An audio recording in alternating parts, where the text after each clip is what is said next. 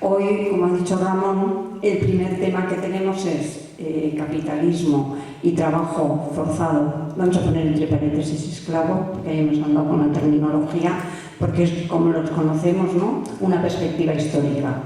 Esto será también igual comentarios, como lo denominamos, y efectivamente si todos los trabajos forzados en euskera igual son todos los trabajos así. Ya lo del esclavo le pone otro elemento, pero sobre eso comentaremos. Lo que pasa es que hemos cogido con la mirada que se decía estos dos elementos, de ver la época del franquismo, que interesa mucho el trabajo que se hizo, y de ver la época de hoy. Uno de los casos del trabajo, vamos a decir de los más forzados, por lo menos, para que quede un poco más duro, de los esclavos. Pero bueno, entonces para eso contamos con dos personas, las que agradecemos mucho que hayan venido, que se estrenan, yo creo, en nuestras charlas, que una es Libertad Francés, que es muy conocida en la plaza, ¿no? Es abogada en ejercicio, pero es muy conocida porque lleva muchísimo tiempo trabajando y siendo activista de Salaqueta, es la presidenta.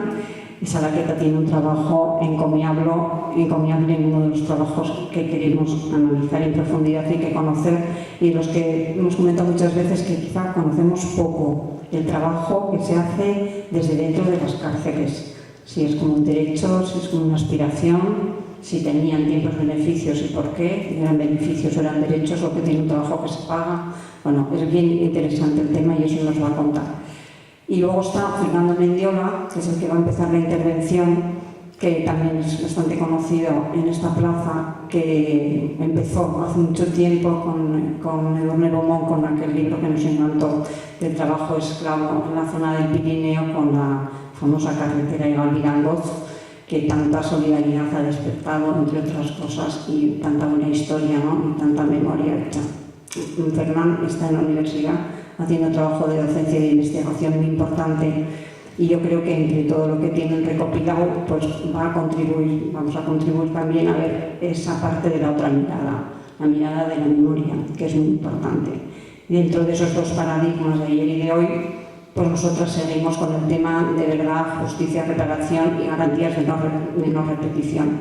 Y tener en cuenta que esas tres consignas sirven también muy bien para temas que no son de memoria, pero para temas que casi son delito, como es estar encarcelado en unas condiciones inhumanas y encima haciendo trabajo en condiciones de explotación. Así que con una distribución de tiempos que puede ser flexible, Fernando, que nos hace con PowerPoint y interviene como media hora, y luego le sigue Libertad, con otra media hora, y luego haríamos un debate. ¿Parece? Mila esker Begoña, mila esker Ramon, eta mila esker San Ferminez 78ko gogoaneko lagunok. Nik uste beti plazerra da zuekin berriro elkartzea, berriro zuekin ekimenak partekatzea, askotan elkarrekin hitzaldietan eta hainbat ekimenetan, eta pozgarria da hemen egotea eta pozgarria da konpartitzea horreko ikuspegia, ezta? Orain pixka bat zuek badakizue, ni eta hemen ere badaude memoriaren bideko beste kide batzuk, eta guretzat ere beti memoria izan da oraina eraldatzeko tresna, ezta? Eta pixka bat horrekin. Eta alde horretatik pozgarria da ere ikuspegi hori partekatzea, eta nik uste gaurko hitzaldian hori izango da pixka bat helburua. Memoriari buruz, historiari buruz hitz egin, eta gaurko arazoei buruz, eta gainean daukagun sistema socioeconómico zapaltzaile hori, ez da kapitalismoa.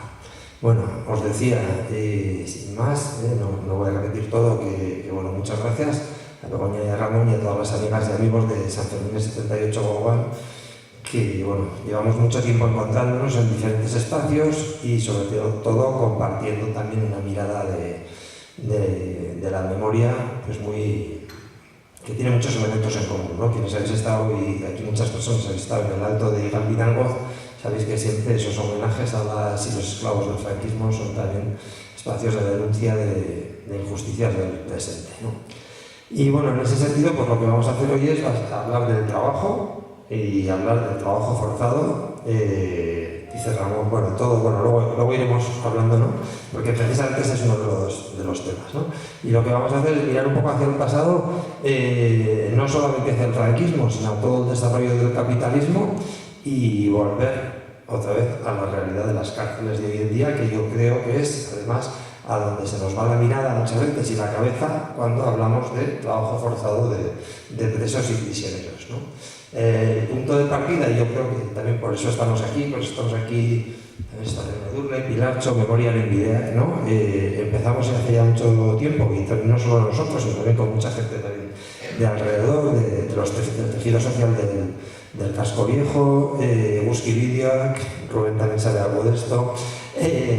Bueno, pues esa iniciativa, ¿no?, en torno a los esclavos del franquismo, que fue investigación histórica, pero que también fue, pues, una iniciativa de denuncia y que sigue siendo hoy en día, ¿no? Y eso nos lleva, estamos hablando de trabajos forzados, esclavos del franquismo, ¿no? Pero eso enseguida nos lleva a preguntarnos por otras cuestiones, ¿no? La más fácil, la que a todo el mundo ya desde entonces se nos venía a la cabeza, bueno, bien, pero no solamente esclavos del franquismo, ¿no?, los famosos esclavos del nazismo, ¿no?, una situación diferente, un régimen diferente, pero bueno, sin duda la necesidad de comparar, conceptualizar, establecer diferencias, ¿no? Y bueno, luego volveré un poco a eso. Nosotros, cuando esta iniciativa del Pirineo era una iniciativa basada en trabajo forzado de prisioneros, pero durante el franquismo también hubo presos y presas trabajando en cautividad. Y bueno, otra de las miradas que se nos va enseguida, ¿no?, es al presente. Bueno, pero los presos y las presas siguen trabajando en las cárceles, o no, o más de lo que quisieran, o menos de lo que quisieran. Bueno, de eso nos hablará luego Libertad, ¿no? Y eso, al final, bueno, pues nos lleva también a levantar un poco la mirada, y yo creo que también, por eso, a mí también me hizo ilusión estar una invitación así, ¿no? No voy a repetir un poco lo que muchos de vosotros y vosotras ya nos habéis oído contar, ¿no?, sino que vamos a mirar también un poco hacia más atrás, ¿no? Y bueno, ¿y qué es esto entonces del trabajo forzado? Y en realidad hay muchísimas definiciones, no hay acuerdo, como casi en nada, ¿no?, en las ciencias sociales, y en las otras ciencias tampoco hay acuerdo en muchas cosas, a pesar de que se planteen a veces como más exactas, ¿no? Hay muchas definiciones, ¿no? Pero bueno, sí es verdad que hay una que tiene más fuerza. No es que tenga más fuerza porque sea mejor, es más que discutible, pero bueno, tiene fuerza pues porque está impulsada pues por una organización ya pues que tiene detrás mucha historia y que es un referente a nivel mundial en lo que es la legislación sobre el trabajo, ¿no? La OIT. La OIT ya en el año 32 definió el trabajo forzoso obligatorio como todo trabajo o servicio exigido a un individuo bajo la amenaza de una pena cualquiera y para el cual dicho individuo no se ofrece voluntariamente. Bueno, eso, como veis, es una definición un poco como de perogrullo, ¿no? Pues trabajo forzado es el que no haces voluntariamente. Como antes ha dicho Ramón, y bueno, claro, pero trabajar, bueno, algunos tenemos la suerte de que estamos en sitios que nos gusta, ¿no? Pero bueno, que no nos gusta igual todos los días tampoco, ¿no? Tener que ir a trabajar. En cualquier caso, la propia OIT, cuando define, se encarga muy bien de empezar a poner excepciones, ¿vale?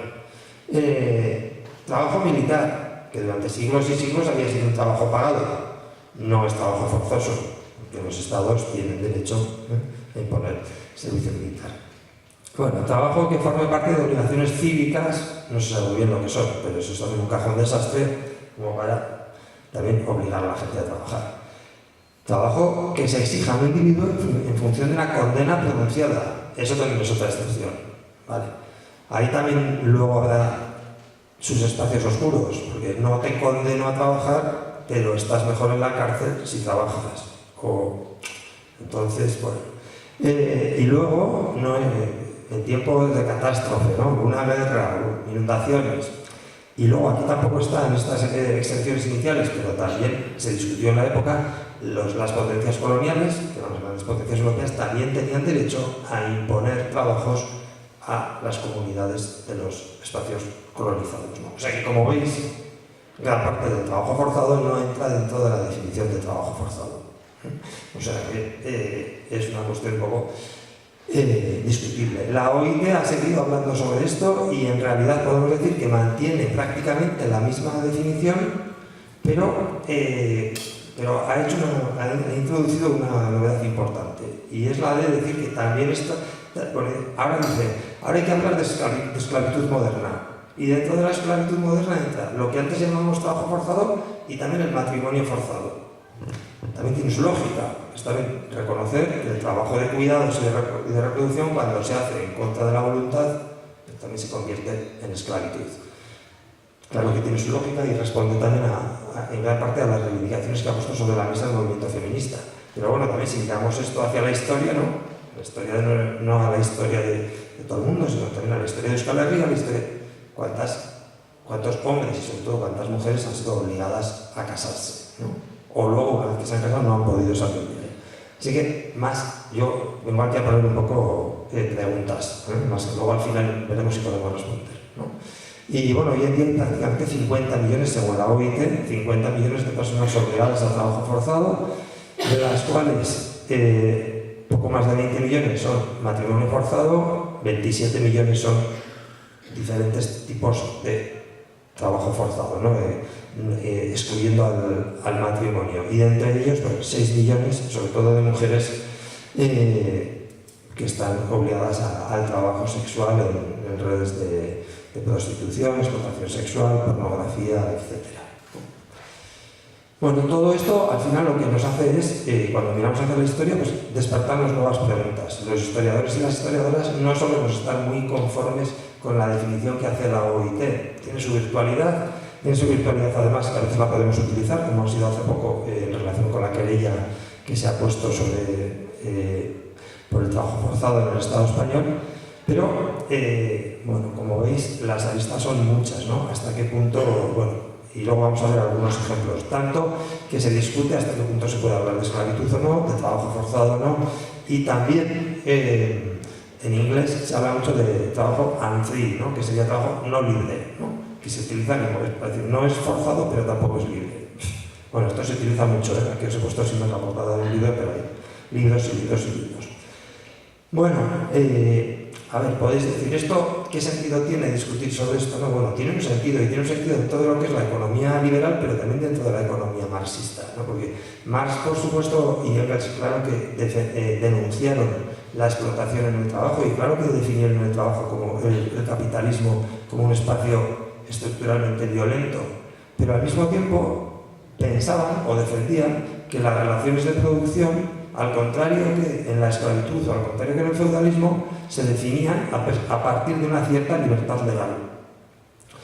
Los trabajadores y trabajadoras vendían su fuerza de trabajo en el mercado y nadie les obligaba a ello.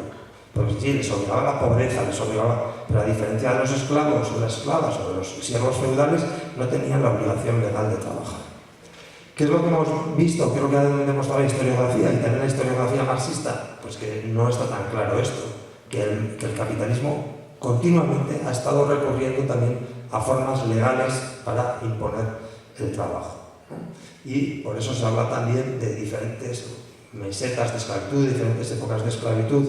No me voy a alargar, ¿no? Pero voy a hablar sobre todo de 3 momentos y volver al presente, ¿no? Todo lo que es el largo siglo XIX, que es la época precisamente del triunfo del capitalismo industrial. Luego hablaremos un poco de la implosión de guerra y fascismo en los mediados del siglo XX y luego haremos una pequeña referencia a la situación actual, ¿no?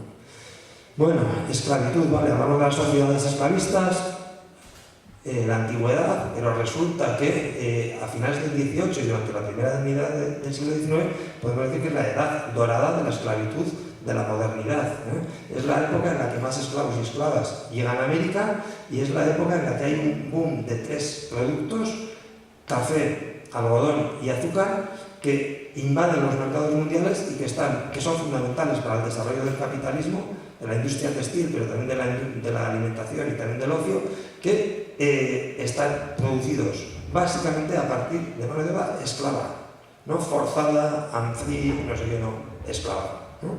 Y eso lleva a una gran expansión de la esclavitud en Estados Unidos, desde finales del 18 hasta que finalmente es abolida en 1865, y una gran expansión de la esclavitud en Brasil para el cultivo del azúcar y en Cuba para el cultivo en Brasil para el cultivo del café y en Cuba para el cultivo del azúcar.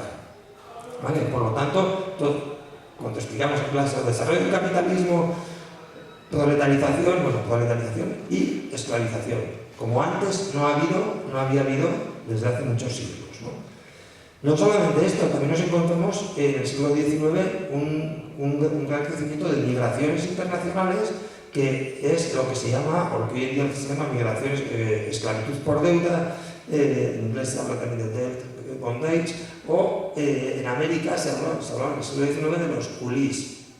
¿Quiénes son los culís? Los culís son migrantes chinos y chinas que libremente habían decidido ir a América, pero que tenían que pagar por el viaje. Y luego, cuando llegaron a América, llegaron a Cuba, llegaron a Perú, llegaron a las islas del Guano, ahí tenían que estar un tiempo trabajando hasta que pagaron la deuda, que, como os podéis imaginar, pues se alargaba y se alargaba. Bueno, para que veáis, un cónsul, o sea, una especie de embajador español en Pekín en el año 78 del siglo XIX dice: los propietarios cubanos no han querido comprender que tenían que hacer una conversión brusca pero indispensable del trabajo de los esclavos a los jornaleros, porque ya la esclavitud estaba a punto de abolirse en Cuba, ¿no? Ya se había abolido en Estados Unidos. Y al tratar de convencerse que no podían traer negros de África, han ido a Asia a colones amarillos, reduciendo toda la transición al cambio de color. ¿Vale? Pero ya legalmente era diferente, no eran esclavos. Nadie podía decir que eran esclavos, ¿no? La gente que había decidido libremente, entre comillas, migrar, ¿no? Y luego lo que os decía antes, las prestaciones de las colonias, Los estados europeos tenían la facultad y lo hicieron, Lo mismo que aquí obligaban a los hombres al servicio militar, allí obligaban a hombres y mujeres a trabajos para la comunidad. Y ahí tenemos nuestro el famoso negrito del África tropical, la isla de Fernando Po, la isla de Bioko, convertida en una plantación de de cacao, a la que también mucha gente iba en contra de su voluntad, o iba y luego no podía salir. Además de eso, el siglo XIX también es el siglo de la imposición del trabajo forzado militar. Durante el antiguo régimen, la mayor parte de los estados europeos tenían ejércitos profesionales. Eso cambia con la Revolución Francesa, empieza a cambiar ya un poco la Ilustración. En el Estado español también hay algunas quintas ya a finales del XVIII. Son los estados liberales democráticos, entre comillas, los que obligan a todo el mundo a hacer un trabajo que antes era un trabajo asalariado, ¿no? Y eso va a llevar también consigo, pues eso va a posibilitar que vaya tanta gente a la guerra, porque no hubiera ido tanta gente a la guerra si no. Pues, y además también se empieza a obligar a los prisioneros de guerra a trabajar. ¿Cómo vamos aquí? Vale, me había puesto bueno, vale, vamos. Bueno, y en estas décadas centrales del siglo XX nos viene a la cabeza también de nuevo una gran eclosión del trabajo forzado, ¿no? Yo aquí voy a dejar de lado a la Unión Soviética y al estalinismo, que también tiene su boom y su gran crecimiento del trabajo forzado para presos y presas. Me voy a limitar ahora a los países capitalistas, ¿no? Caso paradigmático, la Alemania nazi, ¿vale? Pero la Alemania nazi siempre nos viene a la cabeza, ¿no? En la Alemania nazi hubo millones y millones de personas trabajando de manera forzada, pero la mayor parte de ellas no eran presos, no eran ni prisioneros de guerra, ni cautivos de los campos de concentración. La mayor parte de estas personas eran migrantes, semivoluntarios, voluntarios algunos, deportados otros, sobre todo del este de Europa, pero ojo también, incluso también del Estado español. Ahora está la película de Marco, ¿no? Marco fue uno de los trabajadores españoles que fue a Alemania a trabajar. Estos trabajadores civiles, una vez que llegaban a Alemania, se encontraban prácticamente en situación de cautividad, pero eran indispensables para el desarrollo de la economía alemana en tiempo de guerra, porque millones y millones de hombres estaban en los frentes. Por lo tanto, también aquí unas fronteras no tan claras entre lo que es trabajo libre, trabajo forzado, ¿no? Y, por supuesto, muchísimos beneficios empresariales, a pesar de, y esto es otra cuestión que tenemos que tener en cuenta luego cuando hablemos de las conclusiones finales, ¿no? A pesar de que las empresas se quejaban, y eso también pasó en el franquismo, que normalmente estos trabajadores forzados, estas trabajadoras forzadas, eran menos productivos que los trabajadores libres, ¿vale? Eso solía ser verdad. Lo que pasa es que también les salían mucho más baratos, de manera que es compatible dentro de la lógica empresarial y depende de los intereses de cada momento, ¿no? Es compatible una menor productividad con una mayor rentabilidad, ¿no? La rentabilidad depende de los costes, la productividad depende al final de lo que trabaja cada uno, ¿no? Y bueno, y ahí también tenemos la España franquista, ¿no? La España franquista que también supone una gran eclosión del trabajo forzado. Nuestro amigo también y compañero de muchas batallas, Pedro Oliver, Perico, habla de una especie de reinvención del utilitarismo punitivo, ¿no? Esto que estaba ahí en la tradición europea y también en la tradición española, de utilizar a los presos, esto que en el antiguo régimen muchas veces había sido, el antiguo régimen, bueno, es igual, nos habla luego, libertad, ¿no? Pero, las cárceles del antiguo régimen eran lugares de paso, a la gente no se le condenaba a la cárcel, se le condenaba a muerte o a trabajar. Presidios, galeras, arsenales militares, ¿vale? Bueno, pues ese tipo de castigo en realidad durante el siglo XIX va decayendo y en el siglo XIX la cárcel como espacio en el que estar, ¿no? Se convierte en la pena mayoritaria y la mayor parte de los presos que están en las cárceles en el XIX simplemente están, no trabajan, ¿no? Eso a mediados del 20, sobre todo ya con los años, el franquismo le va a dar la vuelta y lo que va a hacer es, bueno, primero tener una gran cantidad de presos y de presas, también de prisioneros de guerra, y además los va a poner a trabajar, ¿vale? Rescatando un poco algunas imágenes del siglo XIX que ya habían desaparecido. Aquí tenemos el canal de Isabel II en la Sierra Norte de Madrid, en el que en lo que es la llevada, la conducción de aguas a Madrid, que se hizo básicamente con presos, ¿no? Y con unas tasas de mortalidad enormes, ¿vale? Bueno, y como os decía, ¿no? El franquismo, y también hemos empezado desde ahí, ¿no? Lo que hace es generar una gran cantidad de trabajo forzado y de trabajo esclavo, a partir de dos grandes modalidades, y hay que entender esto también dentro del desarrollo de la guerra.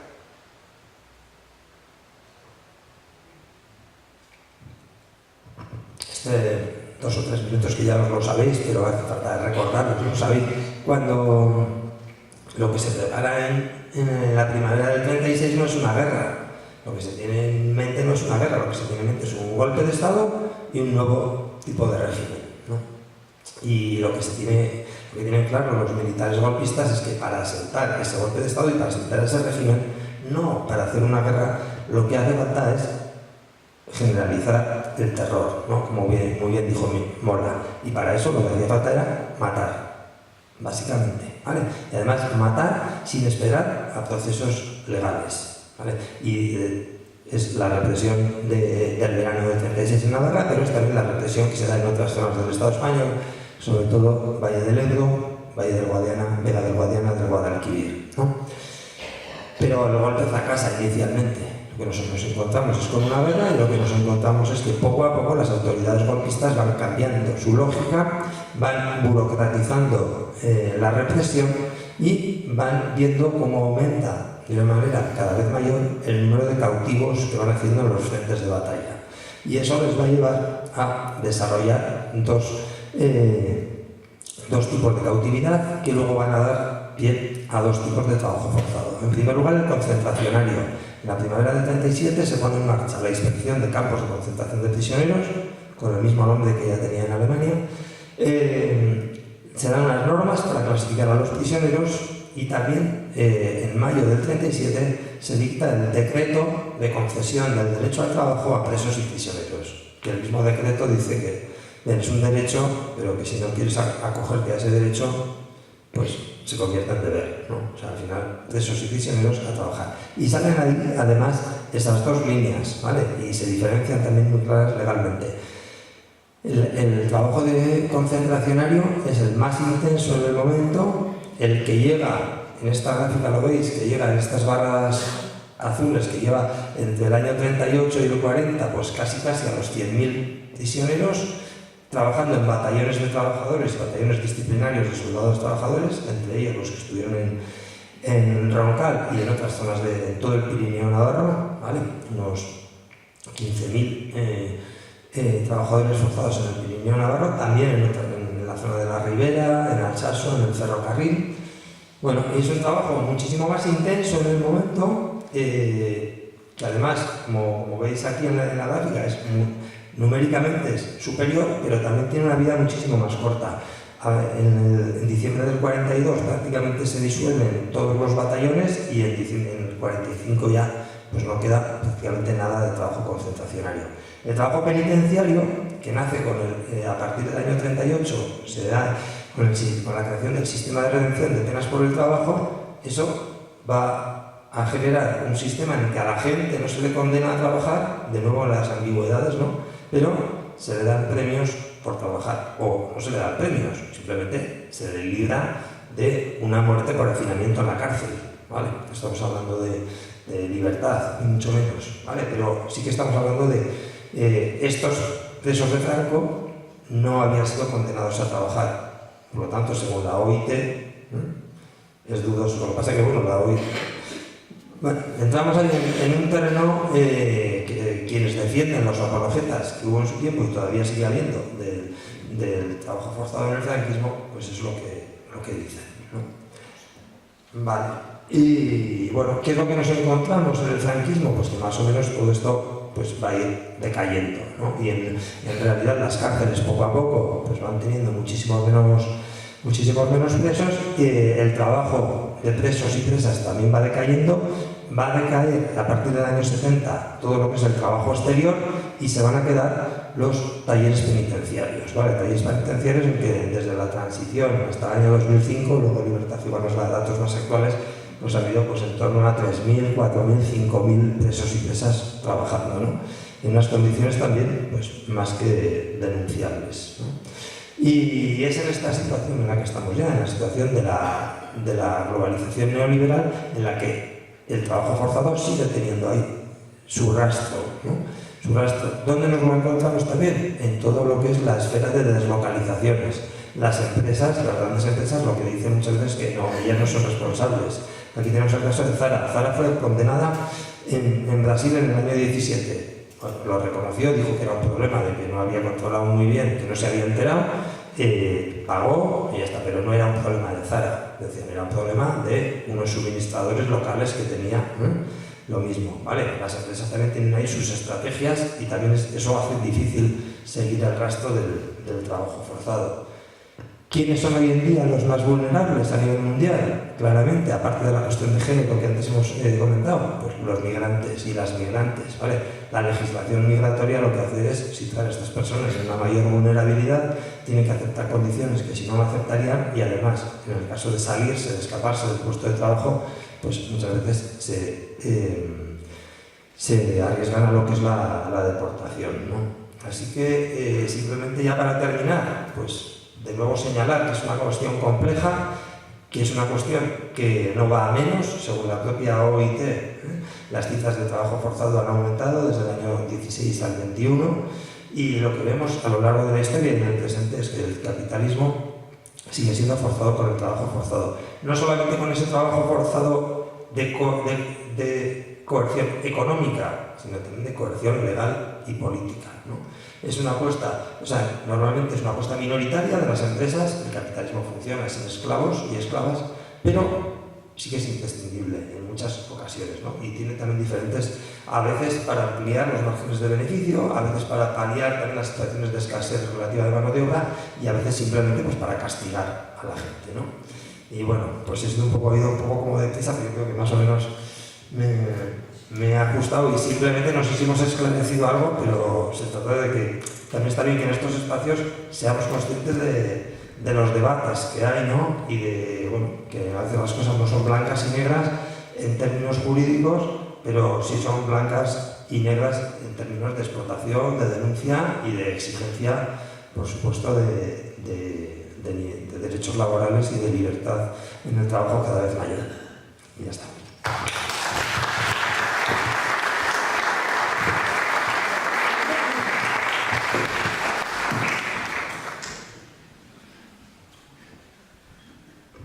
Vale, mientras Fernán me coloca el PowerPoint.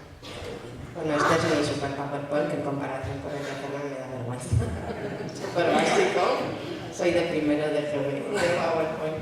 Bueno, sin más, primero que todo, pues muchas gracias a San Fermín 78 Gowan por la invitación. La verdad que es mi primera vez en este foro, pero me hizo mucha ilusión.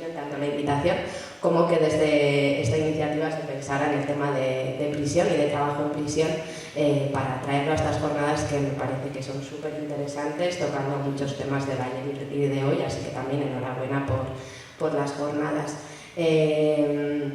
Como siempre que nos invitan a hablar de prisión, pues nos solemos apuntar porque nos gusta dar a conocer esta realidad en espacios que no son habituales en los que estemos. Pues bueno, ni me pensé aceptar la invitación. Sobre todo además porque en este caso era para hablar de un tema que incluso dentro de los propios colectivos que trabajamos con tema de prisión, el trabajo en prisión siempre suele ser como el menos abordado, el menos discutido, ¿no? Nos solemos centrar en otras temáticas, entonces bueno, pues desde ahí también dar las gracias. Ya que estamos en unas jornadas también, obvio, de memoria histórica, pues me apetecía aprovechar para mencionar pues, que el tema de prisiones, aparte de todo lo que ha comentado Fernán, que tenía que ver con el trabajo esclavo en el franquismo y todo esto, pues en tema de prisiones, el franquismo, pues también la República y el franquismo también nos trajo beneficios y perjuicios. Por mencionar a Victoria Kent, la Primera República, fue secretaria general de instituciones penitenciarias, vamos a decir así, y fue quien sacó a las monjas de las cárceles de mujeres, que luego fueron otra vez introducidas por el franquismo. Durante el franquismo el índice de personas presas, como sabemos, pues, fue exponencial, y con la ley de vagos y maleantes y el final del franquismo y la llegada de la democracia, pues empezaron los gritos de amnistía, amnistía que no llegó para todas las personas presas. Surgió la COPEL, la Cooperativa de Presos en Lucha, que reivindicaba la libertad de todas las personas presas por motivación política o por la ley de vagos y maleantes. Esto no fue una realidad y por lo tanto también me apetecía traer aquí la lucha de la COPEL, que aunque no consiguió la amnistía para todas las personas presas, sí que con la presión que hicieron consiguieron que se aprobara la primera ley en democracia, fuera la Ley Orgánica General Penitenciaria, que ahora se está discutiendo su posible modificación, pero que en aquel tiempo y de donde veníamos pues era una ley y sigue siendo bastante garantista de derechos para las personas presas. Dicho esto, iba a empezar mi charla con un pequeño spoiler, que ya me lo ha hecho antes Fernán, así que traía un poco esta idea, ¿no?, de si el trabajo en prisión era un trabajo forzado o no dentro del título de esta charla, y como ya comentaba Fernán, bueno, pues la definición de la Organización Mundial del Trabajo habla de que tendríamos que estar ante un trabajo, que la persona lo realice bajo una amenaza de una pena cualquiera, y que además entonces se viera obligado de forma involuntaria a hacer este trabajo. Como ya ha mencionado Fernán, la propia Organización Internacional del Trabajo excluye algunos supuestos en los cuales considera que no es trabajo forzado, y entre ellas pues menciona expresamente, ¿no?, que el trabajo en prisión no se puede considerar un trabajo esclavo, forzado, siempre que se haga pues bajo unas condiciones que básicamente es que sea una administración que lo controle y que no se hace de personas a empresas privadas, ¿vale? Pero bueno, entonces pues la propia Organización Internacional del Trabajo ya considera, ¿no?, que esta actividad, el trabajar dentro de prisión, no sea un trabajo forzado, pero trayendo el hilo, ¿no?, de lo que comentaba Fernán, de las diferentes concepciones que hay sobre el trabajo esclavo, forzado, voy a estar diciendo todo el rato esclavo, del trabajo forzado, y cuestionar, ¿no?, incluso la propia definición que hace la Organización Internacional del Trabajo, pues bueno, pretendo que a lo largo de esta charla, ¿no?, nos llevemos a cuestionar si efectivamente excluir el trabajo en prisión de este concepto pues es lo más adecuado o no. Porque muchas veces parece que porque haya definiciones que se recogen en leyes o en convenios internacionales, pues ya tiene que ser, ¿no?, la verdad absoluta, hasta el punto que hemos ya asumido que las penas, la tortura, penas crueles, inhumanas y degradantes no pueden existir, pero como sociedad hemos asumido que la privación de libertad en sí misma no constituya, ¿no?, un ejemplo de ello. Bueno, pues con esta misma reflexión, tratar de cuestionar si el trabajo en prisión tiene que ser un trabajo forzado o no. Para ello me voy a remontar un poco de forma súper rápida. La idea de mi charla ha sido un poco hablar del origen de la prisión, plantear qué relación ha tenido siempre el trabajo con la prisión y ya centrarnos un poco en el contexto actual, ¿vale? A día de hoy la cárcel es un espacio donde se priva a la gente de libertad que ha sido condenada por un delito que lleva aparejada esta pena privativa de libertad, y básicamente su finalidad viene establecida en el artículo 25 de la Constitución, que dice que las penas privativas de libertad tienen como finalidad la reinserción y la resocialización de las personas presas. Nos gusta siempre hacer esta pregunta de si creemos que las cárceles han existido siempre, porque parece que un mundo sin cárceles no nos lo podemos imaginar, porque si esto ha existido siempre, ¿no? pues si ya llevamos tantos años con esto, ¿para qué lo vamos a cambiar? Pero sí que nos gusta remarcar esto de que las cárceles no han existido siempre, y es las cárceles tal y como existen a día de hoy, pues es un invento que surge efectivamente también pues de la mano del capitalismo, ¿vale? Como señalaba antes Fernán, antes en otros momentos históricos sí que se podía privar a la gente de libertad, pero esa privación no era la pena en sí mismo, sino que se les privaba pues, para ejecutar otra serie de castigos, o luego el destierro, el desmembramiento, el apaleamiento en la plaza pública, lo que fuera, pero la pena de prisión la prisión como un espacio donde se cumple la condena de privación de libertad, y además con una serie de finalidades, es una creación reciente del capitalismo, y viene también de la mano de la Revolución Francesa, donde la libertad pasa a ser un bien valorado, ¿no? El que te priven de la libertad, pues ya es una cuestión que se considera como perjudicial, porque ya hay personas libres y se reivindica la libertad. Además viene de la mano de la humanización, ¿no? Vamos a dejar de aplicar estas cosas tan truculentas que se hacían en el pasado, y vamos a aplicar penas más humanas que además nos igualan a todos, ¿no? Otra de las cosas de la Revolución Francesa, la igualdad. Se entendía que privar de libertad nos igualaba a todo el mundo, porque a todo el mundo nos quitaban lo mismo, ¿no? Ni más ni menos. Desde ahí, y la vinculación con el capitalismo es importante, porque lo que hace el capitalismo es crear dos instituciones muy importantes, que fue la escuela y la fábrica. La escuela para adoctrinar a gente que luego fuera cumplidora con la fábrica, que era necesaria para el mantenimiento del capitalismo, y entonces de la mano y la fábrica, ¿no? Pues para sostener el propio capitalismo, y por lo tanto fue necesaria la creación de una tercera figura también, que era así, como era la cárcel, ¿no? La cárcel, que nace, como os decía, como un espacio donde humanizar las penas, dejamos de desmembrar a la gente, de apalearla, las encerramos en un espacio. Además, es un espacio en el que vamos a meter a aquellas personas que ni a través de la escuela ni a través de la fábrica hemos conseguido entrarlas en las lógicas del capitalismo, y por lo tanto las segregamos en estos espacios porque son gente desviada que no se adapta, ¿no? a este nuevo sistema, y sobre todo la cárcel pasa a tener sobre todo una carga moralizante. La cárcel en última instancia es el espacio donde se castiga para que la gente salga y vuelva a poder estar siendo útil dentro de las lógicas del capitalismo, ¿no? Que esto en última instancia es lo que a día de hoy dice el artículo 25 de la Constitución, ¿no? En este resocializar y reeducar a las personas presas para que sean útiles en el sistema que tenemos, ¿no? ¿Y qué relación tiene el trabajo y la cárcel? Pues como mencionaba Fernán, ha habido momentos donde el trabajo ha sido utilizado como el propio castigo, ¿no? El trabajo forzado en sí mismo pues, es lo más claro, pero a día de hoy, por ejemplo, seguimos teniendo la pena de trabajos en beneficio de la comunidad, ¿no? Que se sigue utilizando esa concepción de trabajar como algo a través del cual se te puede castigar.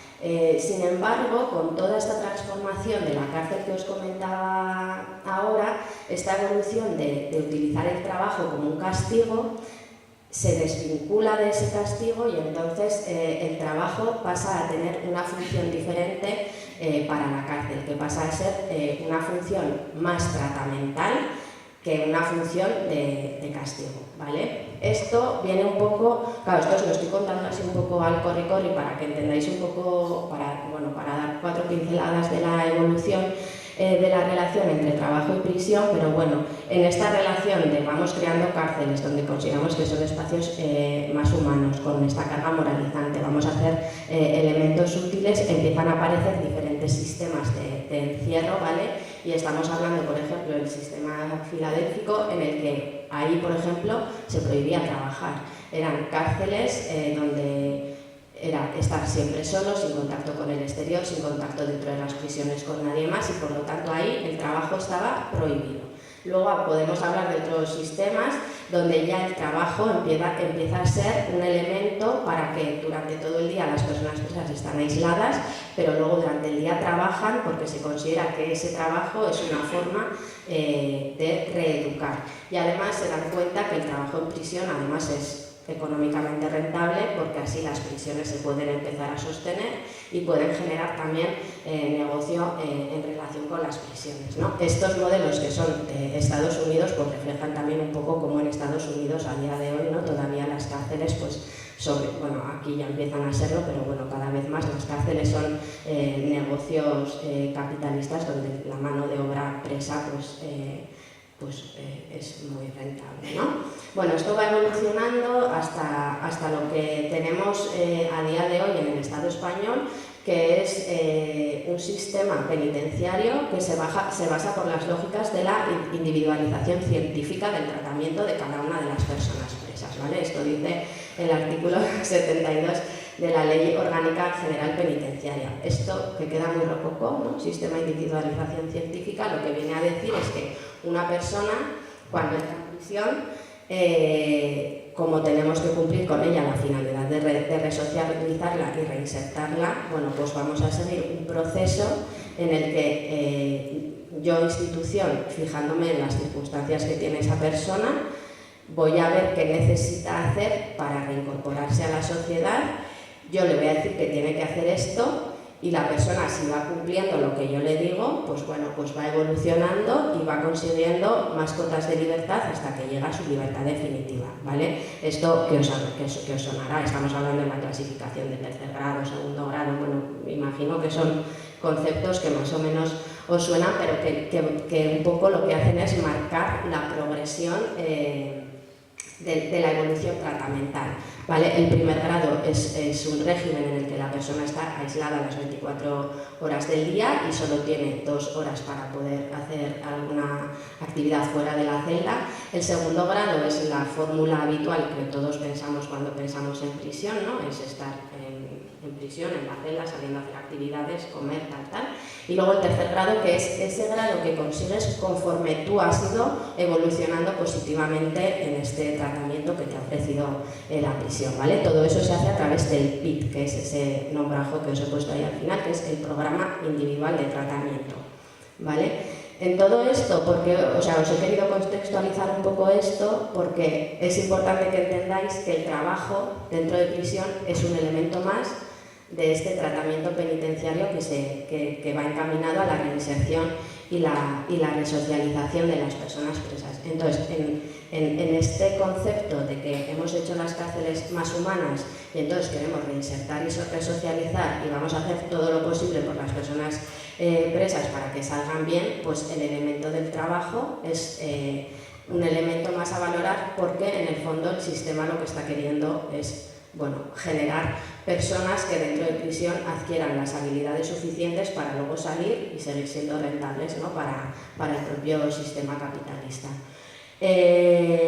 Sin más, como decía antes Fernán también, que lo has mencionado creo que a cuenta de los trabajos forzados en el franquismo, que se recogía, ¿no? Es un derecho y si no lo quieres por derecho, pues es un deber. Bueno, pues esto lo seguimos teniendo a día de hoy en el artículo 26 del Reglamento Penitenciario, que dice que el trabajo será considerado un derecho y un deber del interno, siendo un elemento fundamental del tratamiento, ¿vale? Entonces, dentro de prisión, insisto, la concepción del trabajo es un elemento más del tratamiento penitenciario para que tú te reinsertes y te resocialices, ¿vale?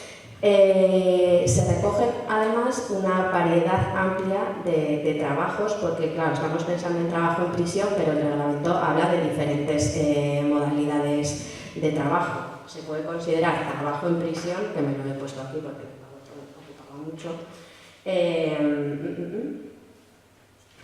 Aquí. Pues considera que puede ser considerado como modalidades de trabajo la formación profesional, las horas dedicadas al estudio, la producción de régimen laboral, no esto ya sí lo que pensamos como trabajo, pero habla también de ocupaciones que formen parte del tratamiento o prestaciones en servicios auxiliares de la cárcel. ¿Vale? Entonces tenemos como una concepción general del trabajo, pero que no incluye solo lo que entendemos por trabajar, sino que incluye otros tipos que lo que vienen a generar son como más desigualdades dentro de prisión, ¿vale? Otro dato que me parecía, bueno, y no todo se cobra, que es importante, ¿no? Esta parte en que no todo se considera trabajo, pero no todo se cobra, es la lógica que lleva a estas diferentes modalidades. Yo puedo considerar que estás trabajando si estás estudiando, pero no te voy a pagar. Yo puedo considerar que estás trabajando si estás limpiando el módulo, pero no te voy a pagar. Yo puedo considerar que estás trabajando si estás en un taller productivo en el que una empresa del exterior ha decidido poner aquí su empresa. Ahí te pago, ¿vale? Entonces también como no todo el trabajo, si no es productivo, no tiene por qué estar remunerado, ¿vale?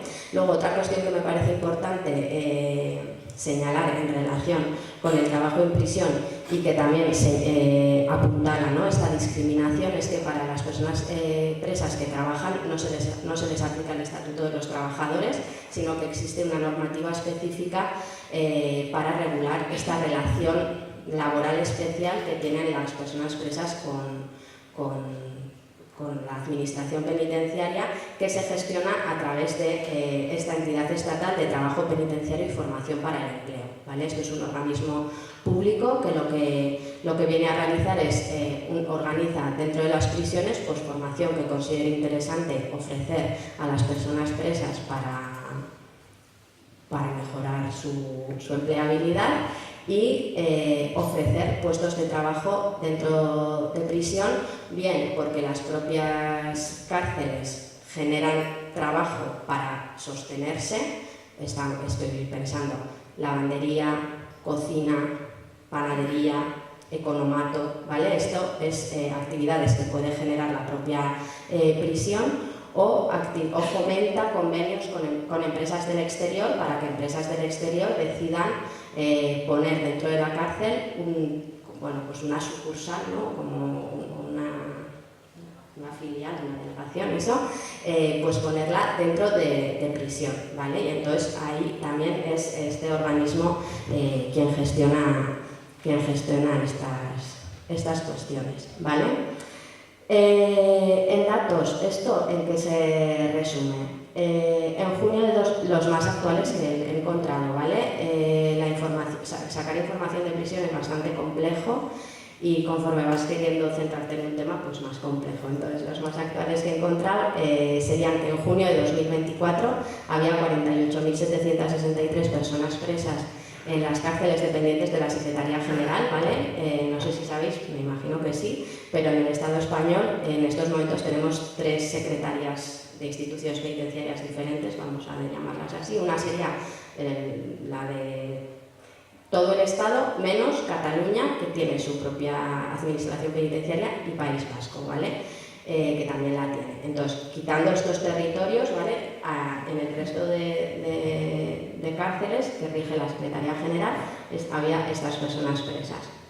Señalo también el género porque me parece interesante visibilizar esta realidad. 92,9% eran hombres, el 7,1% mujeres, y de todas estas personas estaban empleadas 11.375. ¿Vale? O sea, solo un 23,33% de la población que está en prisión estaba trabajando a esa fecha. Este es un dato que ha incrementado, ¿no? Tú hablabas antes de una cifra un poco inferior, pero vamos, que no alcanza volúmenes excesivos. Este dato llama la atención porque, uno, hemos dicho que la ley dice que el trabajar en prisión es un derecho, pero también una obligación, pero esto, bueno, como pasa en el exterior, ¿no? La administración tiene obligación de ofrecer trabajo a las personas presas, pero no lo hace, y en muchas ocasiones en perjuicio de las propias personas presas. Es verdad que aquí, trayendo esta idea de que para que haya trabajo forzado tiene que ser que la persona no quiera trabajar, es verdad que normalmente en prisión todo el mundo quiere trabajar, porque trabajar en prisión significa tener, aunque sea algo de dinero, para poder sostener algunas necesidades básicas o incluso para sostener a las personas fuera. Entonces, traemos aquí esta voluntariedad, ¿no? Que también es como lo que decía Ramón al principio, quien trabaja en el capitalismo voluntariamente, pero bueno, sí que es verdad que la demanda de querer trabajar es elevada dentro de prisión y bueno, y la realidad es que el porcentaje de personas que trabajan es muy pequeño. Cosas que me parecía interesante señalar: el salario mínimo interprofesional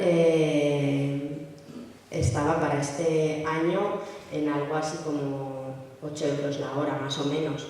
En prisión se cobra entre 3,24 y 5,68 euros la hora, ¿vale? Estos son datos de 2023, me imagino que no habrá variado mucho, ¿vale? Pero sí que, si miramos, me ha parecido interesante este dato, que de 2018 a 2023 el salario mínimo interprofesional ha subido un 47% a nivel, ¿no? Estatal, y en cambio en prisión en todos estos años esas cuantías solo se han incrementado en un 14%, que además ni siquiera llegan al salario mínimo interprofesional. Y el sueldo medio en las cárceles pues es 339,96 euros mensuales, ¿vale? Pero no solo es el tema del salario lo que nos parece preocupante señalar, sino que hay otras condiciones que se dan dentro de prisión que son vulneradoras de los derechos laborales, que la administración y los tribunales por lo general suelen entender que no hay ninguna vulneración porque no se regula por el Estatuto de los Trabajadores, ¿vale? Entonces, el hecho de que no estén vinculados por esta norma pues genera que haya una pelea entre profesionales de la abogacía y personas presas, que entendemos que se tienen que respetar los derechos laborales del Estatuto de los Trabajadores, y la administración y otros estamentos que lo ponen en duda, ¿no? Podemos hablar de horarios de trabajo que nunca puedes faltar a tu puesto de trabajo, porque si tú faltas a tu puesto de trabajo te arriesgas a que haya otra persona dentro del mismo módulo que no quiera hacer y te quiten el puesto de trabajo.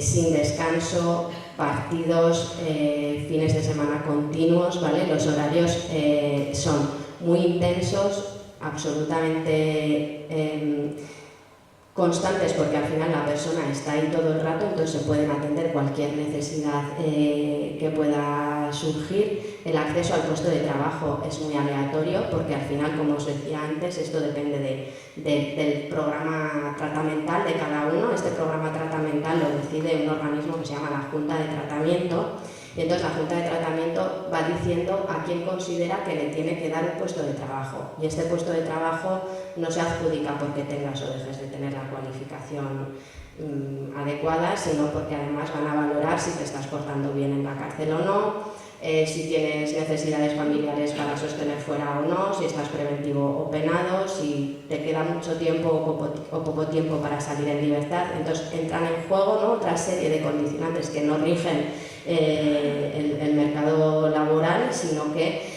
entra en juego esta otra dinámica que es bastante perversa, porque al final dentro de prisión, como todo forma parte de tu tratamiento, va a ser siempre la Junta de Tratamiento quien decida si te da un puesto de trabajo o no, pero además sabiendo que como haya algo que no les guste a la Junta de Tratamiento, te quitan ese puesto de trabajo y no pasa nada, por una cuestión tratamental que nada tiene por qué ver con tu capacidad de desarrollar esa actividad laboral, ¿vale?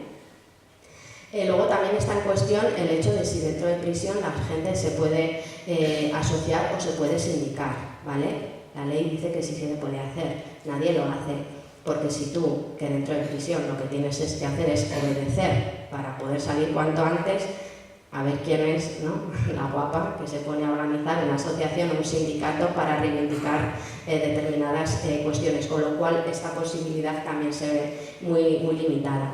Otras cuestiones que se ven también perjudicadas, por ejemplo, es que no hay derecho, o sea, en prisión si te quitan el puesto de trabajo no te están despidiendo, te están cesando, y por lo tanto no tienes derecho a unas indemnizaciones que sí tendrías en el caso de que te despidieran, ¿no? Y del derecho a paro. El derecho a paro, cuando sales de prisión, si has trabajado lo tienes, pero ¿compensa trabajar en prisión? Porque si yo antes de entrar en prisión había cotizado algo y salgo y puedo seguir trabajando y me van a mirar, si yo salgo de prisión y tenía derecho a paro, voy a cobrar el paro, pero el paro se me va a calcular en base a un salario de 339,96 euros. Voy a cobrar un paro de 290 euros, ¿vale? Entonces también el hecho de trabajar en prisión no solo es un perjuicio mientras estás en prisión, o sea, las condiciones en las que se desarrolla una actividad laboral en prisión no solo te perjudican dentro, sino que además te pueden perjudicar una vez que salgas porque te baja a los mínimos las bases de cotización, etcétera, ¿vale? No sé si ha quedado muy claro esta parte que me parecía muy interesante de señalar cómo el trabajo es algo absolutamente tratamental, que lo decide la Junta de Tratamiento y que por lo tanto entra en juego una falta de voluntariedad a la hora de acceder o no a un puesto de trabajo, pero además una falta de transparencia absoluta de que ese puesto de trabajo se asigne o no por cuestiones objetivas, sino por otra serie de cuestiones que le puede interesar a la administración penitenciaria. Si no, luego lo hablamos. Ya, para ir terminando, no sé si voy maravillosa. Muy bien. Vale, pues entonces, sin más, datos muy poquitos de la cárcel de Pamplona, no me gustaría irme sin decir algo concreto. ¿Cuántas personas trabajan? No lo sé decir, pero muy pocas, ¿vale? Porque hay muy pocos puestos de trabajo. Los porcentajes serán más o menos similares a lo que es la población estatal. ¿Cuánto se cobra? Pues lo que os he mencionado antes, ¿vale? Será en esas proporciones. ¿Qué talleres productivos tenemos en la cárcel de Pamplona? Talleres productivos, que estos entrarían a ser estos puestos de trabajo que sí se consideran trabajo en el sentido de voy, trabajo y cobro un salario, ¿vale? Porque luego hay otro tipo de puestos de trabajo que no son de este tipo, pero que sería pues limpiar el módulo, ¿no? Hacer otras cosas que son más como de organización interna de la prisión, que algunos se cobran, otros no se cobran, depende de la cárcel, ¿vale? Entonces, talleres productivos, los que han existido desde la cárcel vieja, eran cartones y lavandería. No sé cuál se empezaría antes, si cartones o lavandería, pero cartones, el taller de cartones es para hacer las cajas de las tartas, ¿sabes? Los paquetes estos de las tartas donde se guardan, esos cartones se hacen en la cárcel de Pamplona. La lavandería, que es lavar las cosas de prisión, ¿vale? No es una lavandería que salga para afuera, sino para lavandería. Cuando se abrió la cárcel nueva en el 2012, que ya como es una cárcel tipo, macrocárcel, con un diseño pues como de los de ahora, ya hay como unas zonas para talleres productivos, como si fueran unas naves industriales, ¿vale? Y ahí poco a poco se han implementado primero el taller el puesto productivo de cocina, la cocina dentro, o sea, la comida dentro de prisión la hacen las propias personas presas en esas instalaciones de cocina que hay. Después se abrió la panadería, entonces el pan que se come en prisión se hace en la panadería, y recientemente, el año pasado creo que fue, se ha abierto un taller de caucho, que este sí que es un taller que emplea una empresa del exterior, ¿vale? No es ya la propia administración, sino que es una empresa del exterior. Señalo roles de género. En la cárcel, hemos señalado antes, el 90 y pico % son hombres, menos del 10% son mujeres. Esto genera muchas desigualdades de género dentro de prisión, que no me entretengo porque hoy no es el tema, pero sí me parece importante señalar que con el tema de puestos de trabajo también hay una gran discriminación entre mujeres y hombres. Por lo general es a las mujeres, es a los hombres a los que se les suele adjudicar mayoritariamente los puestos de trabajo, porque al ser más van para ellos. Y además, normalmente a las mujeres se les adjudican puestos de trabajo mucho más feminizados, lo que acentúa roles de género, ¿vale? De todos esos que hay ahí, me imagino que ya habéis caído en cuál hacen las mujeres, ¿no? La lavandería. La lavandería las mujeres las llevan haciendo desde la cárcel vieja. El módulo de la cárcel vieja de mujeres se abrió en el 2002, si no me equivoco. Así que igual desde 2002 las mujeres llevan lavando la ropa en la cárcel. Cuando nos fuimos a la cárcel nueva, que ahí podían haber metido a los hombres perfectamente a lavar en vez de a las mujeres, pues nada, siguieron siendo las mujeres, que a la vez son los puestos, es un puesto de trabajo que se cobra menos que en el de caucho, ¿no? Por ejemplo. O sea, las mujeres tienen acceso más fácil al puesto de trabajo que menos, peor pagado. Y luego una cosa que nos llama la atención es que con la creación de antes de la creación de este taller de caucho, con la pandemia que hizo tantas cosas, pues otra cosa que hizo, por ejemplo, en la cárcel de Pamplona es que se decidió, donde era imposible que se abriera un módulo más porque no había personal, se abrió un módulo, para que toda la gente que estaba trabajando en módulos, en vez de tener que estar entrando y saliendo de su módulo a trabajar, mezclándose con gente de otro módulo y volver al módulo, pues decidieron, oye, vamos a abrir un módulo aparte para que la gente que trabaje se junten en los talleres productivos, pero luego estén todos juntos en un único módulo y así no ponemos en riesgo el resto de módulos, ¿vale? Este módulo se abrió. Para esta finalidad, los hombres iban a este módulo, las mujeres iban a la lavandería y volvían al mismo módulo de mujeres, ¿vale? No se tomó esta precaución con las mujeres. Y esto ha dado lugar a que en la cárcel de Pamplona se haya abierto un nuevo módulo de hombres, y ahora tenemos 3, ¿vale? A raíz de esta situación de pandemia y además de querer mejorar la situación de determinadas personas. Último detalle, porque me parece que es interesante, porque en otras jornadas se va a hablar sobre tema migración. Las personas extranjeras sin papeles en la calle no pueden trabajar, pero en prisión pueden trabajar, sí. Porque en prisión se considera que el trabajo es tratamiento y la ley dice que es obligatorio que toda la gente tenga dentro de prisión un tratamiento, con lo cual las personas extranjeras dentro de prisión, aunque no tengan documentación, pueden trabajar, pero cuando salen a la calle ya no pueden trabajar. Incluso cuando se les da el tercer grado o la libertad condicional, existe en extranjería entre la infinidad de locura burocrática, pues hay una que es permiso de trabajo para extranjeros penados, para que mientras están vinculados a la pena privativa de libertad, como estamos en el ámbito del tratamiento penitenciario, pueden seguir trabajando. El último día de condena ya no pueden trabajar. Y me apetecía traer este dato porque me parece que vincula con otros temas. Así que nada, muchas gracias.